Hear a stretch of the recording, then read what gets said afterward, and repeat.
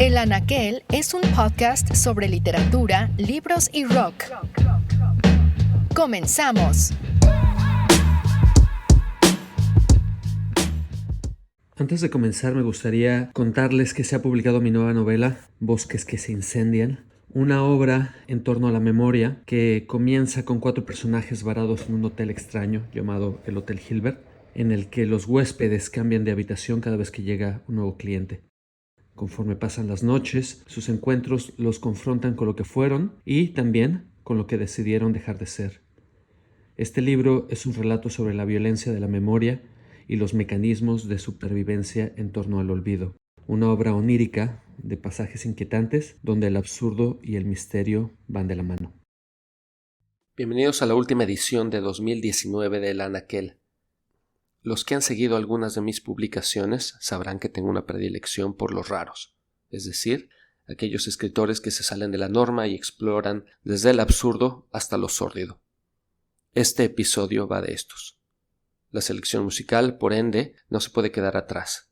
Comenzamos con Captain Beefheart and the Magic Band, una banda sesentera de psych rock, extravagante, cómica, pero también contradictoria. Escuchemos la canción Big Eye Beans from Venus. Distant cousins, there's a limited supply, and we're down to the dozens, and this is why. Big Eye Beans from Venus, oh my, boys and girls. Está con nosotros Leonardo Teja, escritor, quien recientemente publicó una novela llamada Esta noche el gran terremoto, de la que estaremos hablando en un momento. Leonardo nació en 1988, es narrador y estudió letras hispánicas en la Universidad Autónoma Metropolitana. Además ha sido becario de la Fundación para las Letras Mexicanas y del Fondo Nacional para la Cultura y las Artes. Leonardo, muchas gracias por estar con nosotros. El gusto es mío, muchas gracias por estar acá. Estoy en el Anaquel, desde esta ciudad donde te recibe cada tanto. Muchas gracias, man. Sí, debo decir que me tardé en regresar a este tema del podcast. Tal vez los que nos escuchan no sepan, pero me mudé a Dubái, que requeriría tal vez un pequeño paréntesis en este tema de lo raro. Pero bueno, podemos regresar a esto en un momento. Conversábamos fuera del aire que pues lo raro pudiera parecer un cajón desastre en el que se arroja todo lo que sale fuera de la normalidad. Y me gustaría que empezáramos este programa con pues una posible definición de qué es lo raro. Y me viene a la mente, por supuesto, la antología que Rubén Darío publicó, y que primero llegó por entregas en el Diario de Buenos Aires, La Nación, hasta que vio a la luz como volumen en 1896. Y era, en resumen, una serie de semblanzas sobre escritores a los que admiraba, en cuyo breve prólogo define como jerarquías intelectuales, el desdén de lo vulgar y la misma religión de la belleza. Un siglo después, Juan Goytisolo en entrevista dijo lo siguiente: «Cada escritor es una anomalía. Alguna vez me han dicho que era un escritor raro y siempre pienso que Cervantes se define a sí mismo como raro inventor. La literatura es el dominio de lo raro. Un creador ha de ser consciente de que hace algo nuevo.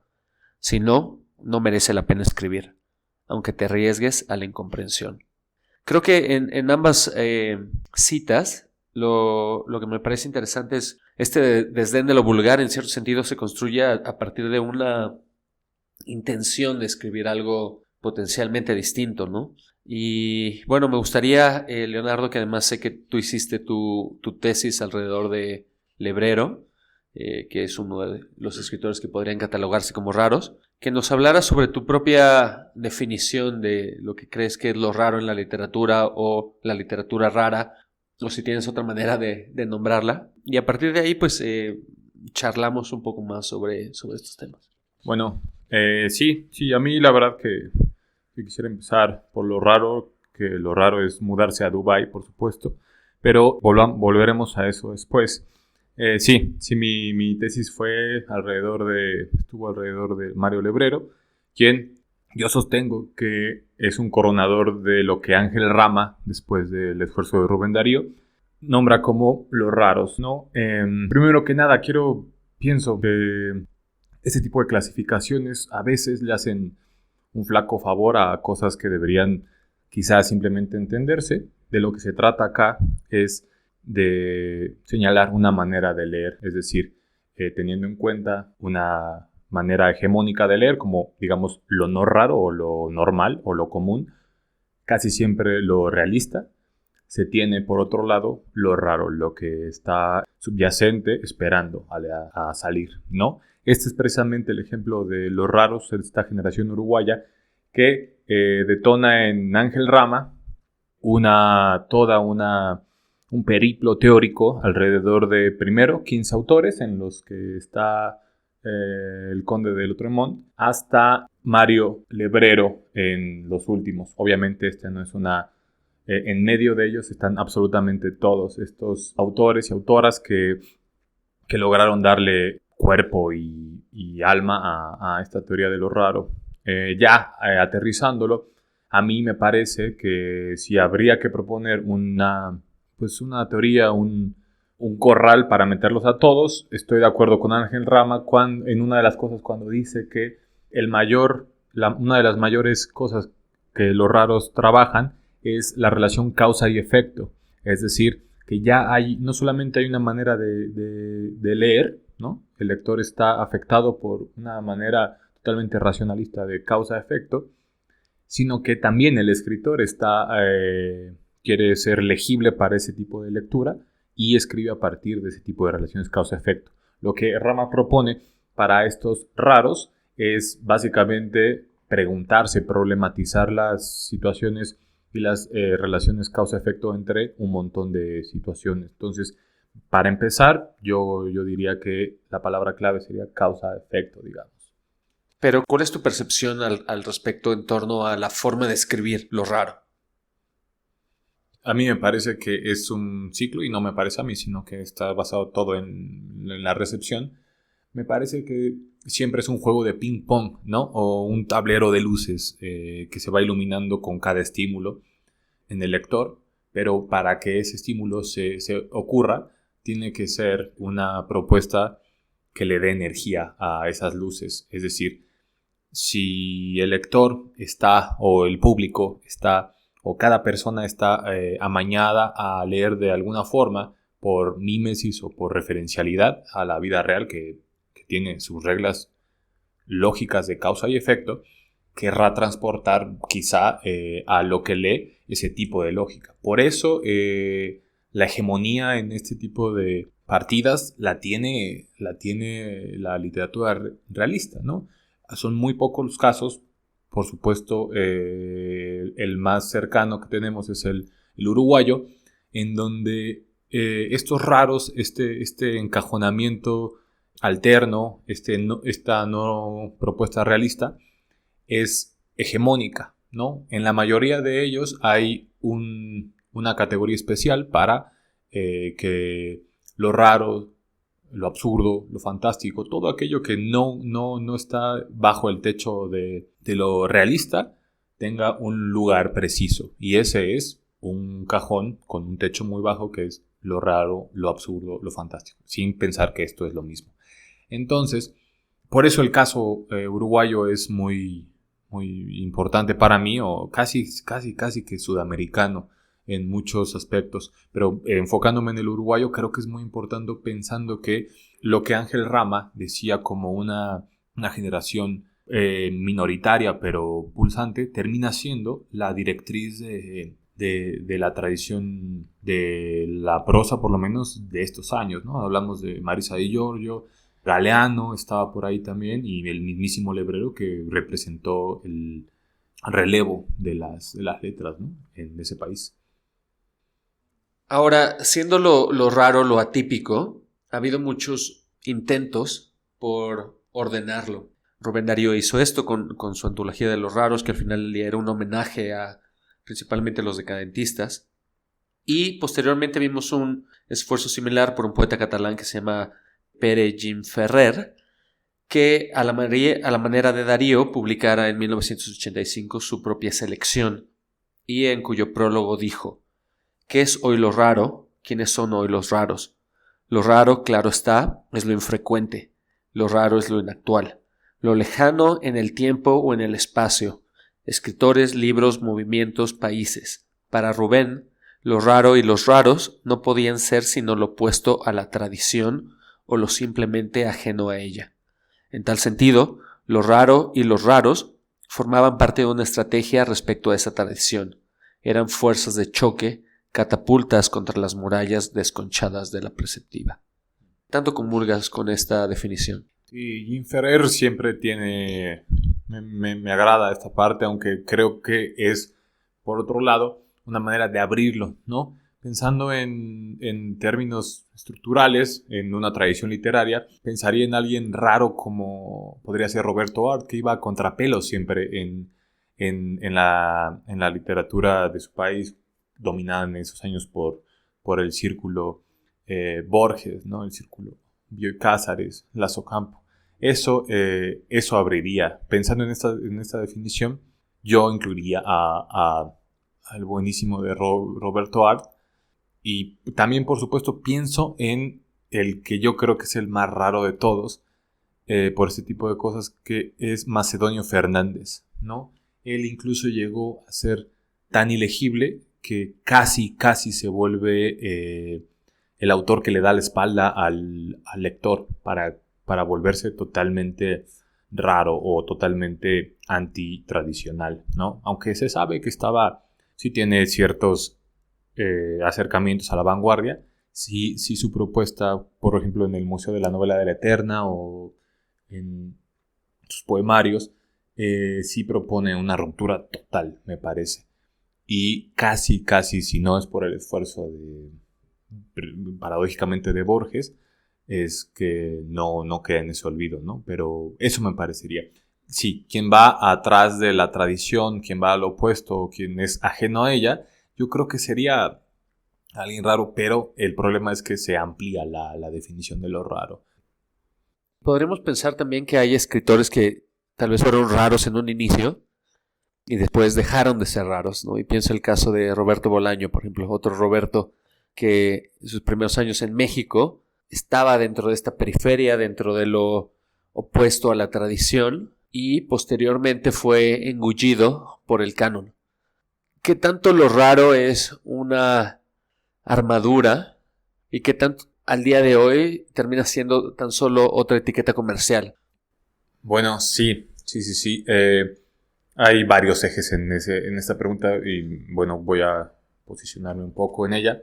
La primera es un poco política y estructural, porque por supuesto que la literatura es un producto en cuanto se cruza a la economía de mercado, entonces con lo cual vender no sería una causa, un efecto desechable o no deseable, ¿no? Y por supuesto para venderla hay que ponerle una etiqueta, si no podemos acceder a ella, o el gran público no se puede acceder a ella, ¿no? Esa es por una parte, creo. Después, me gusta mucho esta parte que comentas sobre los inicios y lo que pasa después con un autor. El ejemplo de Bolaño es muy bueno. Me ocurren otros, el mismo Borges empieza siendo ultraísta, aunque luego él más o menos lo niega, pensando en esta experimentación, ¿no? Tenemos los estridentistas acá, Maples Arce también negando haber pertenecido a ello, ya que era un director de escuela. Leía la otra vez en el diario de Pavese que hay un impulso primario que te lleva a escribir, pero que luego puedes dejar de escribir por haber saciado ese impulso primario. Y quizá en algunos autores de los raros, o estos que estamos llamando raros, ese impulso no se agotó, ¿no? No quiso solamente tener su lugar visible y luego calmarse, ¿no? Que era como lo que luego se piensa de algo que es muy efervescente hasta que se le toma la atención debida y bueno, se le cataloga y se le extingue. Esto no pasó en algunos, ¿no? Como los que ya hemos hablado. Y paralelamente me gustaría hablar, por ejemplo, ahora que lo dices, hemos hablado de un montón de nacionalidades. Hay un mapa impresionante de estos autores que van a contrapelo de su tradición, y podríamos hacer una sola nación, ¿no? Por ejemplo, me preguntaban alguna vez, si no fuera mexicano, ¿a quién le pediría asilo? Y creo que pediría mi carta de naturalización a uno de estas naciones de lo raro, ¿no? Que empieza en la Patagonia quizá con Macedonio, camina en Chile con Juan Emar, ¿no? Bolaño en sus inicios, Lebrero, la buenísima de Armonía Somers, luego Samantha Shevlin en estos días. Estos cambios son importantes porque cambia de tiempo, ¿no? Y Da Natale, saltamos a México con dos autores que me gustan mucho, que es Pedro F. Miret, por un lado, y Ulises Carrión, por otro, ¿no? Y sube. Entonces, sí, me gustaría, no sé, hacer un mapa de lo raro, y creo que la orografía sería muy distinta a lo que tenemos ahora, ¿no? Hagamos una breve pausa para escuchar a The Residents, una banda imposible de categorizar y tal vez la más rara de toda esta selección. La siguiente canción se llama Man's World, un cover de James Brown con algunos ligeros cambios.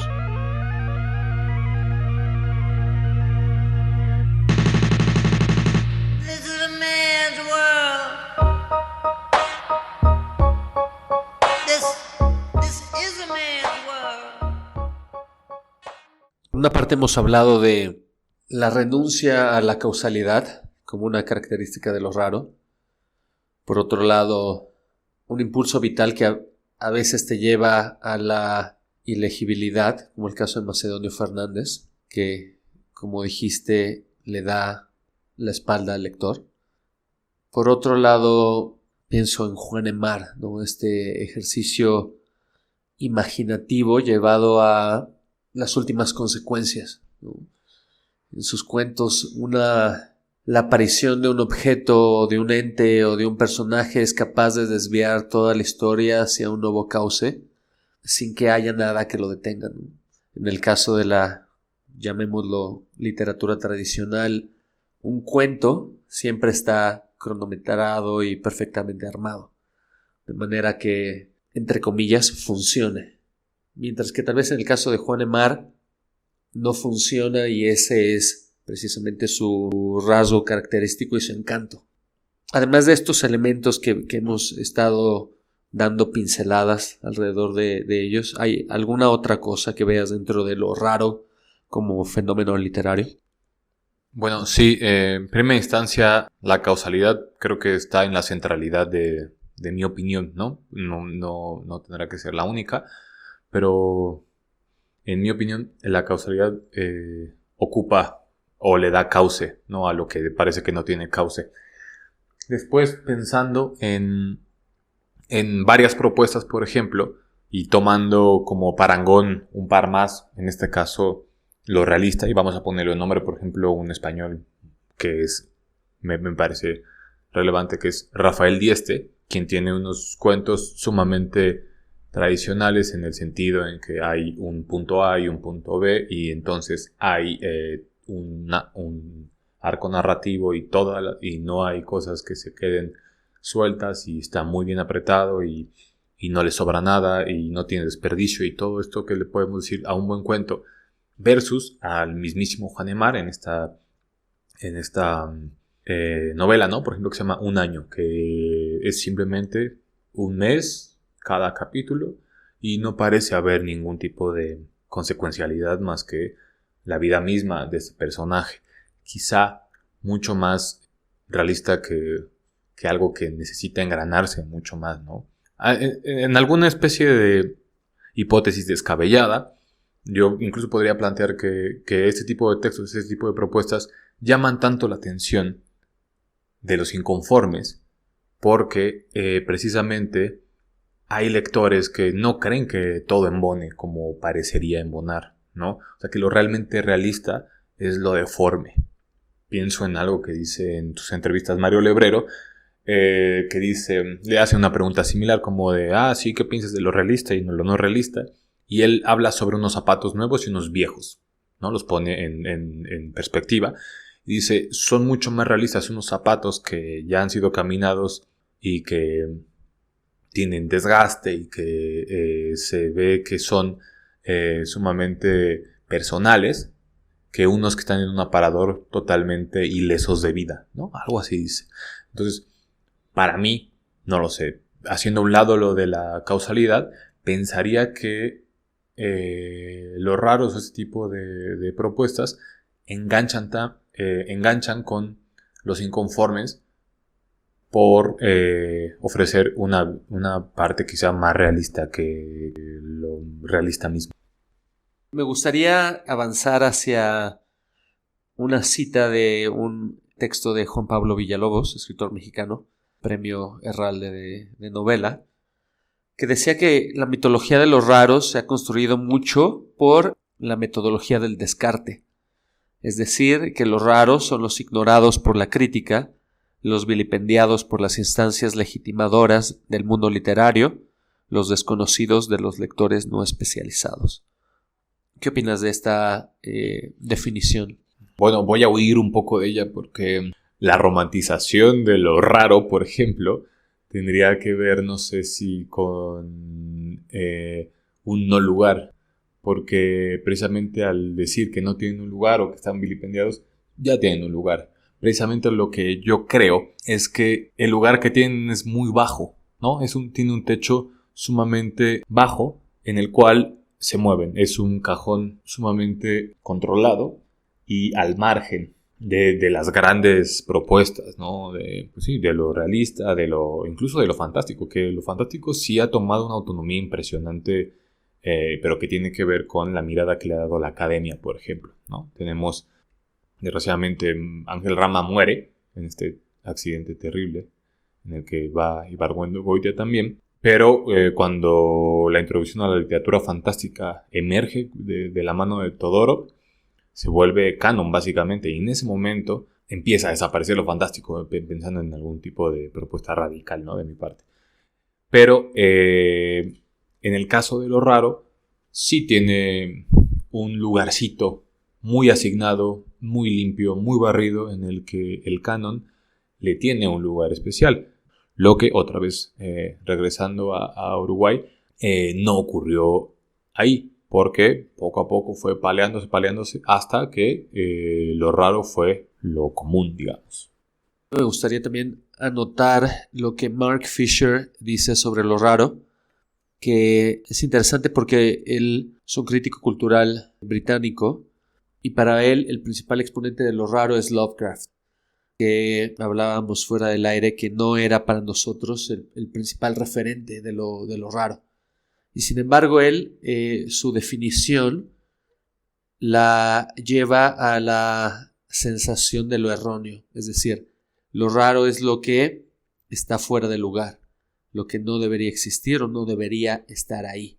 Y a partir de ahí, pues Mark Fisher desarrolla toda su tesis sobre lo raro y es un ensayo bastante interesante publicado en Alpha Decay, que se llama Lo raro y lo espeluznante. Voy a leer una cita del libro. Es bien conocido que lo realmente fantástico existe solamente donde lo imposible puede irrumpir, a través del tiempo y el espacio, en una situación objetivamente familiar. Lo que propongo, por tanto, es que en su ruptura con la tendencia de inventar mundos tal y como Don Sani había hecho, Lovecraft dejó de ser un escritor de fantasía y puso su pluma al servicio de lo raro. Una de las primeras características de lo raro, al menos en su versión Lovecraftiana, sería una ficción en la que no lo imposible, sino lo exterior puede irrumpir a través del tiempo y el espacio en una situación objetivamente familiar. Puede que un mundo nos resulte completamente extraño, tanto en términos de localización como por lo que a sus leyes físicas se refiere, sin que por ello sea raro. Sin embargo, la irrupción en este mundo de algo del exterior sí que es un indicador de lo raro. Ahora que lo menciona en esta definición, que hablaba de mundos, que hablaba de lo no dicho, de mundos imposibles, me parece, estaba pensando que precisamente algo que me gusta mucho de aquello que es lo raro, que se cataloga como lo raro, es que no se limita a lo diegético. Es decir, no hay una propuesta eminentemente de los mundos o de las tramas, sino que en algún punto ataca al lector con sus estructuras, ¿no? Pensaría en que esto podría parecer solo de la vanguardia, pero en lo raro se conjunta. No solamente es causa-efecto y tampoco solamente son estos mundos alternos al mundo realista, sino que también hay propuestas sumamente ajenas al lector, que está acostumbrado a leer parrafadas tras parrafadas desde que inicia hasta que cierra el libro, si lo acaba, sino esta parte que le obliga al lector a participar, algo que quizá no es muy común, ¿no? Y entonces eso también tiene que ver con lo raro. Pienso en otro estadounidense que se llama Richard Brautigan, quien para mí también tiene por lo menos una villa en este territorio de lo raro. En su novela, bueno, tiene varias, pero La pesca de truchas en América representa esta parte de lo raro que juega con estructura, que juega con la trama, y la propuesta es redonda en esta lógica de lo raro, ¿no? Esto por lo menos me interesa mucho también. Valdría la pena que hiciéramos una genealogía de lo raro, un intento de genealogía, digámoslo honestamente. Hacer unas pinceladas sobre cómo podríamos trazar una posible historia de lo raro.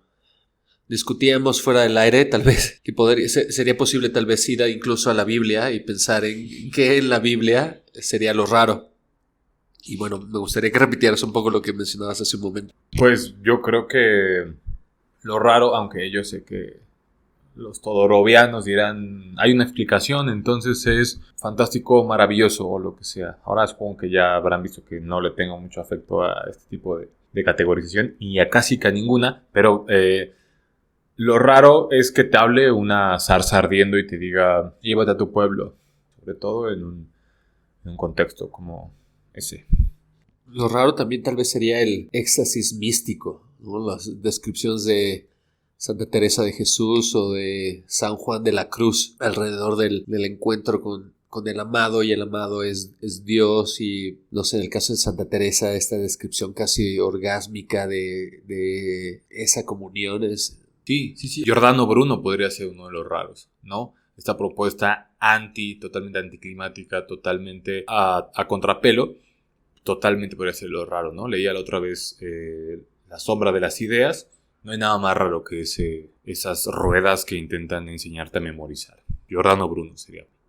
Hay una especie de superposición entre lo raro y lo mágico, ¿no? Sobre todo en el caso de Giordano Bruno. Y todas estas lecturas, el sufismo, la cábala, también podrían entrar como una rareza dentro del pensamiento religioso. ¿Pondrías a lo gótico como raro en su momento? No me parecería raro como estamos dialogando, porque era muy medido. Lo gótico sí era incluso hasta institucional, me parece. Siguiendo esta posible genealogía, el decadentismo, que de hecho es el punto de entrada para Rubén Darío para su antología, sería parte de lo raro. Aunque no bajo las definiciones que hablamos en un inicio, sino tal vez sobre el simple punto de vista de salir de lo convencional, dinamitar las convenciones sociales y morales de aquel tiempo y ofrecer pues un punto de vista original, nuevo, a lo que en aquel entonces se venía tratando. Sí, como una especie de área de renovación pre-vanguardista. Luego, quizá lo raro es una genealogía literaria exclusivamente, aunque era muy difícil que fuera exclusivo en este periodo. Las propuestas de vanguardia, ¿no? En ese aspecto, lo surrealista, lo más que pudimos ver en literatura, puede ser. Que de ahí, precisamente, es de donde se emanan para muchos autores la base teórica de lo raro, ¿no? ¿Qué de la metafísica que hablaba sobre toda esta supuesta ley de las casualidades? Sí. El último templo patafísico del que yo tuve noticias fue la Escuela Patafísica de Buenos Aires, ¿no? En la que tuve la oportunidad de poder rastrear, pero no poder entrar.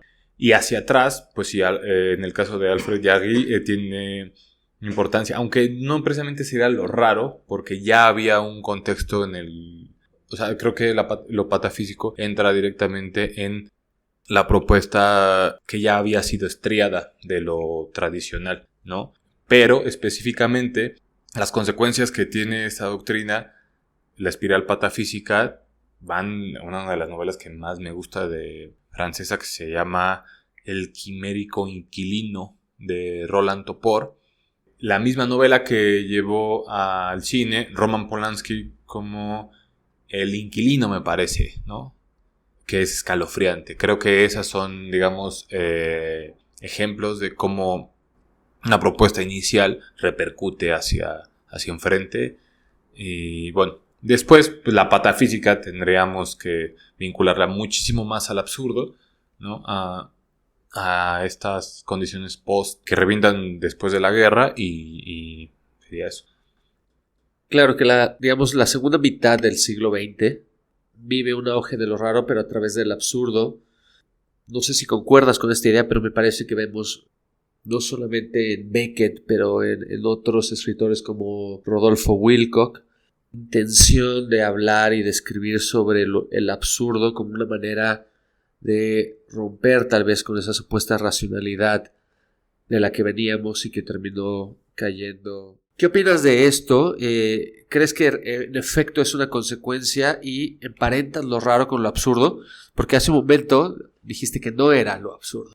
Sí, ciertamente lo dije, pero estoy pensando casi siempre en las distinciones teóricas que le otorgan, ¿no? Pienso en que lo raro no ha tenido un desarrollo ni una atención tan relevante como lo absurdo, lo fantástico, lo realista o lo surrealista, ¿no? Digamos que de lo raro hablamos muy pocos, pero de los otros ejemplos hay libros y libros y libros y libros y libros de esos libros. Entonces, por eso lo decía, pero por supuesto está emparentado. Y eso que decías acerca de la efeméride de la Segunda Guerra Mundial, que no me gusta mucho más pensar en la modernidad como modo de pensamiento. Eso no lo digo yo, sino que lo tomo de Lyotard, ¿no? Pensando en que él desbarata la madeja y dice: la modernidad no tiene que ver con el tiempo, sino como un modo de pensamiento que está basado en 4 grandes relatos históricos. El relato racionalista, que de ahí viene la causa y el efecto, el relato marxista, el relato capitalista y el relato religioso. Esos 4 grandes relatos son bajo los cuales todas las reglas de cualquier tipo de discurso se articula, y precisamente lo raro donde ataca o lo que niega, que podría negar cualquiera de los 4, pero en donde más detona es en el gran relato racionalista, precisamente que es el de la razón como directriz de cualquier tipo de esfuerzo humano hacia la liberación y emancipación, ¿no? Entonces, sí, lo raro me parece que está vinculado a lo absurdo, en tanto queda atrapado dentro de la modernidad como modo de pensamiento y no una época específica. Llegamos al siglo XX y me gustaría tal vez hacer una especie de recapitulación de lo raro mexicano. ¿A quiénes pondrías dentro de esta categoría? Definitivamente a Pedro F. Miret, ¿no? Aunque ya es segunda mitad, Pedro F. Miret en primera instancia. En la primera mitad, más que rara, un poco subversiva, una cronista impecable que se llama Cube Bonifant. Ella es rara en sí por los límites que tenía en su época, ¿no? Aunque te digo, puede ser más transgresora que eso, pero sí había propuestas dentro de ella que no iban conforme a la causa y el efecto dentro del contexto en donde se desenvolvía. Después, en medio de ellos, creo que pasa todo. Pienso en una época muy interesante de Federico Campbell. Del mismo modo, mexicanos, creo que Juan Rulfo estaría en esa parte rara, ¿no? A partir de ellos, para mí es importante este tipo de separaciones entre iniciadores y coronadores, Porque una vez que se estrían los límites de lo genérico, es decir, una vez que alguien se estrella contra el canon y dice esta propuesta también es digna de leerse, la gente que está atrás de ellos y que le gusta, los inconformes que dije casi al principio, bueno, lo van cultivando y si se tiene suerte, pues llega a publicarse, ¿no? Pero en primera instancia pensaría en estos tres, en Uwe Bonifant, en Pedro F. Miret y en Rulfo, pensando en que Campbell tendría ya una cosa como un estatus de coronador, Hugo Iriart, por ejemplo, en La destrucción de todas las cosas. No sé, se me vienen varios nombres y actuales. Hay una propuesta muy rica, ¿no? Que incluso algo que aplaudo es que ya no hay un respeto por los géneros en sí. Es decir, no hay quien diga yo soy fantástico puro pensando solamente en las categorías todorovianas, sino que gracias a son muy buenos lectores y a partir de estas pesquisas se hace una nueva propuesta, ¿no? Haremos una breve pausa para otra canción, ahora de uno de mis raros favoritos, Gogol Bordello, una mezcla de gypsy, punk, Balkan folk y rock. La canción se llama Through the Roof.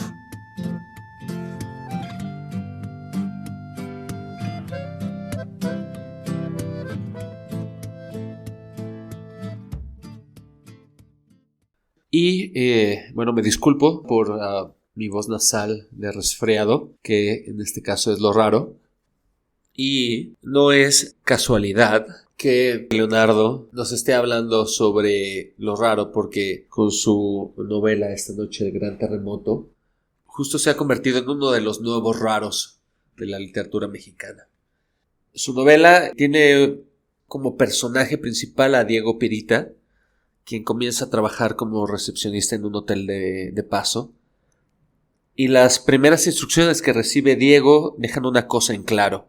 Sin importar lo que ocurra, una de las habitaciones debe mantenerse siempre desocupada para recibir a un cliente distinguido. Este cliente se llama el Gran Terremoto.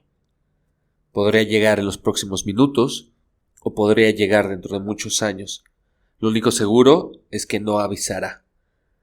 A partir de este momento, la novela discurre entre dos grandes líneas. La primera es la serie de anécdotas y de momentos de Diego en el hotel. Y la otra línea de la novela avanza en torno a el Gran Terremoto, quien como personaje cobra en cierto sentido un estatus de celebridad. Hay festivales que se hacen en su nombre, aparece en televisión, hay un billete impreso con su rostro que al mismo tiempo nadie conoce. Y estas dos líneas se entretejen en la novela y nos ofrecen un retrato interesantísimo sobre un mundo que se parece a este pero no tiene nada que ver con este.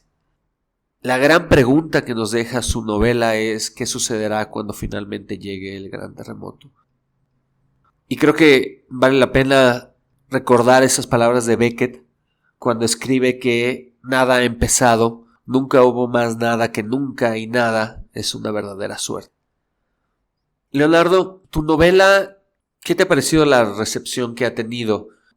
La recepción ha sido muy variada, la verdad. Ha sido muy afortunado este encuentro entre esta novela, ese texto y las personas, los lectores, las lectoras, pensando en que he tenido las dos caras de la moneda, incluso una moneda con varias caras, ¿no? Por un lado, lectores que se han puesto en contacto conmigo para preguntarme un montón de cosas que no puedo explicarles o que no están en la superficie ni en mis capacidades. Desde, me acuerdo, ¿no? Me preguntaban, ¿pero quién es el Gran Terremoto? No sabía decirles nada. O otros que me decían, claro, yo leí la novela muy rápido, pero me regresó un sentimiento una vez en una fila del supermercado y dije, claro, no sé qué. Este tipo de cosas es muy, muy extraño, ¿no? Mira, que yo soy primogénito, pero jamás antes había tenido tanta atención en ese aspecto, como de la gente preguntándome sobre algo que yo hice. Después, en la crítica, me han llegado comentarios desde reseñas como la de la revista La Tempestad, que me puso como un autor emergente del 2018, hasta el contacto de un traductor de un seminario de traducción en Quebec, ¿no? Donde me preguntaba una serie de cosas que yo no podía contestarle, como si la mujer que aparecía en una de las partes de la novela era la Virgen María, porque claro, soy mexicano y como está vinculado el número 12, entonces no había lugar a duda de que fuera la Virgen María. Le dije que lo único que puedo decir de esto es que la interpretación para mí, interpretar un texto para mí tiene que ver con pelar una cebolla, ¿no? Hay un corazón inexistente que uno busca sacando capas y capas y capas, totalmente seguro, cada vez más, hasta que se termina la cebolla y se da cuenta de que el centro era de aire.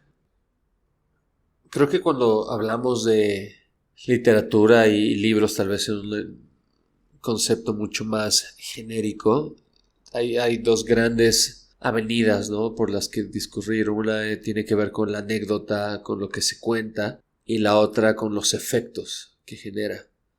Al escribir esta noche el gran terremoto, ¿llegaste en un momento a alguna especie de revelación en torno a los posibles efectos de tu libro? Bueno, hubo un momento, creo que uno de los más tensos después de la escritura, que fue que en realidad tembló. El último gran terremoto que tuvimos en la ciudad casi se empalmaba con la publicación de mi novela, con lo cual fue muy tenso la situación, porque por un lado pudo haber sido una cosa medio oportunista, aunque la novela estaba fraguándose hace 3 años anteriores al terrible terremoto que sufrimos, pero ese fue un momento, digamos, importante.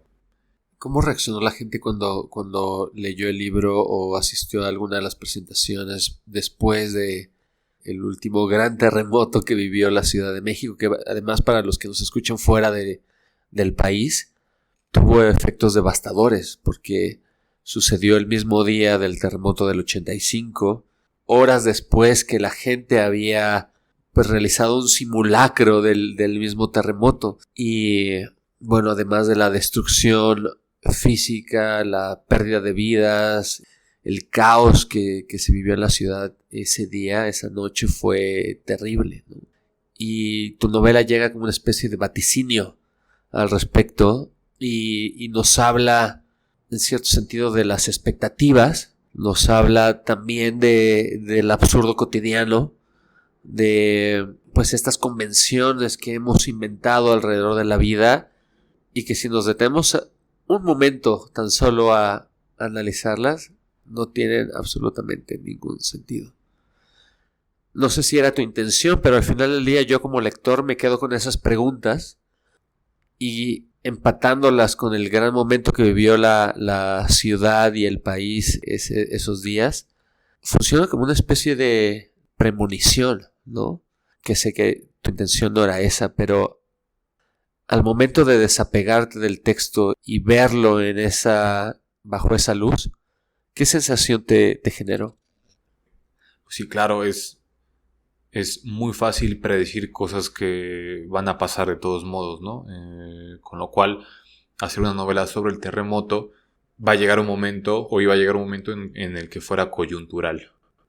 Para la mayoría de la gente nos une este fenómeno, ¿no? Creo que es un evento democratizador en el más estricto sentido de la palabra, en donde tenemos miedo de lo mismo, de lo que se mueve debajo de nosotros, y eso hermana en ejes como de edad o de estructura social, nivel social, aunque por supuesto se sabe que no se sufre lo mismo estando en distintos márgenes. Pero eso es lo que pasó con la novela, ¿no? Yo no diría como predicción, porque te lo repito, iba a pasar. Digamos que fue un riesgo medio inconsciente que tomé, hacer una novela sobre algo que iba a pasar de todos modos. Aunque desde la factura de la trama yo busqué algo que pudiera ser referente para la gente, ¿no? Y el terremoto, por lo menos en esta ciudad y seguramente en un montón de ciudades en donde les toque atravesar una falla, tendrá sentido, o eso es mi esperanza. ¿Cuál es tu gran terremoto o tu terremoto personal? Si me pongo en los zapatos de mi narrador o de mis personajes, quizá hubo grandes terremotos en muchos momentos de mi vida, o la espera de grandes terremotos en muchos instantes, ¿no? En la novela se plantea que absolutamente nada va a poder avanzar hasta que llegue el gran terremoto, ¿no? Es decir, que lo he dicho en un par de ocasiones, que en una especie de vista maniquea de la existencia, si se le ve como una fórmula en la que está el pasado, el presente y el futuro, ¿no? Esto lo tomo de Jean-Paul Sartre. Si el futuro tiene que ver con el arrojo desde el presente, pensando en que el pasado no tiene ningún tipo de cambio posible, empecé a diseñar la novela como una fórmula trunca en donde la parte del futuro estuviera totalmente imposibilitada hasta que no llegara algo. Entonces, en ese aspecto, creo que he vivido no solo uno, sino varios, ¿no?, de esos momentos en los que no puedo seguir avanzando hasta que algo ocurra, algo que he estado esperando demasiado. No lo sé, puedo trivializarlo como la espera en casa después de que los padres van a trabajar y tú esperas como niño, en las tardes de soledad adolescente, o en la universidad cuando esperaba sentado en las bancas, ¿no? O a la espera de un resultado, no lo sé. Entonces, creo que este tipo de sentimiento llega en momentos que no tienen que ser con pompa y platillo, que puede ser en cualquier punto. Si tuvieras que escoger entre que llegara el gran terremoto esta noche o no llegara, ¿qué preferirías? Que llegara. Hemos llegado al final de este podcast y para finalizar, Leonardo nos va a leer un fragmento del libro que tiene por título... Bueno, es el capítulo Nuevo papel moneda. Contextualizo nada más. En esta ciudad referenciada con nuestra ciudad, la Ciudad de México, decretan que va a haber un nuevo papel con máxima denominación y ese papel va a tener la cara del gran terremoto. Nadie lo ha visto, pero es una especie de resultado de algoritmo. Nuevo papel moneda. En cuanto colgué el teléfono, abrí la carta oficial. Por la prisa desgarré el sobre, estropeando un poco la esquina de un tríptico anexo. Se trataba del comunicado donde anunciaban la impresión del rostro del gran terremoto en el billete de mayor denominación. Según la parte ilesa del tríptico, el nuevo papel moneda comenzaría a circular poco a poco entre la población y aquellos que mantuvieran un parecido con el retrato impreso en el billete deberían ser reportados a las autoridades o acudir voluntariamente a las instalaciones de inteligencia. En una de las esquinas de la hoja estaba el número telefónico gratuito para hacer las denuncias. Se daba a entender que la honestidad sería recompensada. Examiné la imagen, muestra con detenimiento. Aquel rostro parecía estar concentrado en las partículas de polvo dentro de una franja de luz o algo similar. Nada en lo que tuviera una opinión fuerte al respecto. Por otro lado, las facciones resultaban interesantes, creíbles, por lo genérico. En un par de renglones explicaba que había sido diseñado por un artista del algoritmo fenotípico a partir de los datos arrojados por la encuesta y los concursos escolares de dibujo a la llegada del gran terremoto, que la impresión a 4 tintas se había llevado a cabo en los talleres gubernamentales y algunas especificidades más.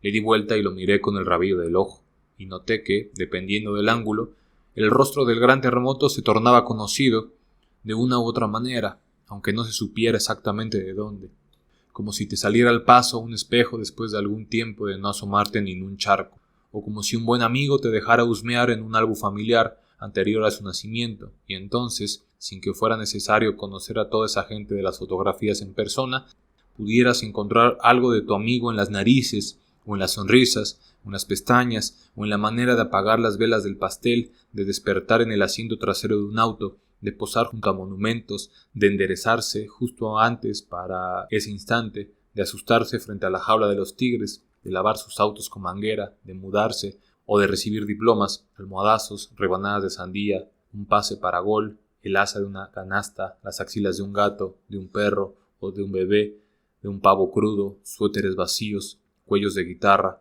orejas de tazas, lomos de almanaque, de novias, de su abuela y de su abuelo, de sus tías y su padre niño, su madre estudiante, novia, convaleciente de una cesárea, junto antes de que la enfermera le entregara a ese amigo tuyo o de cualquiera, no importa, todo el mundo en el lado principal de un billete, según mi percepción de esa noche. Todo autor busca una tradición en la que inscribirse, consciente o inconscientemente, a través de la suma de sus lecturas y filias. El paisaje de los libros, en el que se nos machacan listas de los libros más vendidos como señal de calidad, es el hervidero idóneo para una revolución, la de los nuevos raros. Leonardo, muchas gracias por acompañarnos en el Anaquel. ¿Y algo que quieras añadir? Nada, creo que dijimos nada y eso está buenísimo para este podcast de los raros. Gracias y los dejamos con una última canción.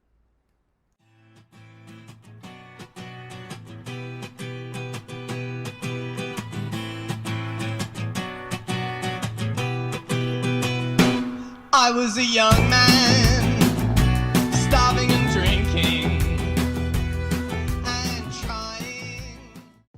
El Anaquel es un podcast sobre literatura, libros y rock.